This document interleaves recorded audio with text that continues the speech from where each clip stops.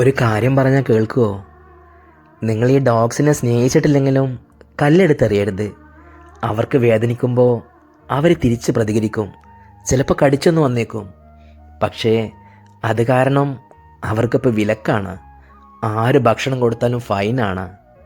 ദയവ് ചെയ്ത് അവരെ ദ്രോഹിക്കരുത്. പാവങ്ങളാണ്.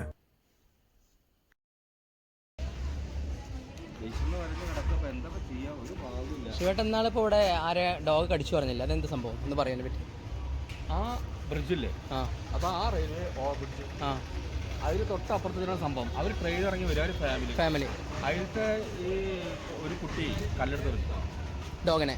3-4 പേര് നായകളുണ്ടായിരുന്നു. അതിലത്തെ ഒരുത്തനാണ് ഒന്ന് കപ്പിയത്. കട്ടിച്ച് പൊളിച്ചിട്ടൊന്നുമില്ല, ജസ്റ്റ് ഒന്ന് ബൈറ്റ്. അപ്പോഴേക്കും പക്ഷെ കുട്ടി പേടിച്ചു, വല്ലാണ്ട് അങ്ങ് പേടിച്ചു.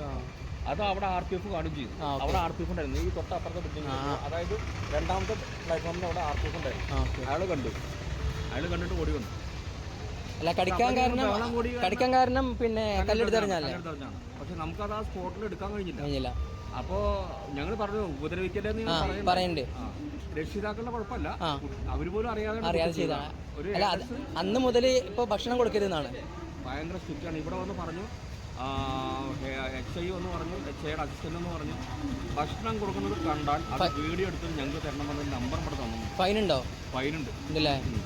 അത് കാരണം ആരും ഭക്ഷണം കൊടുക്കാറില്ല. കാരണം ആകെ കിട്ടുന്ന ചെറിയൊരു വരുമാനം, അതിന് നമുക്ക് ഇവരൊക്കെ ഭക്ഷണത്തിന് വേണ്ടി കാത്തിരിക്കുക. രക്ഷയില്ല.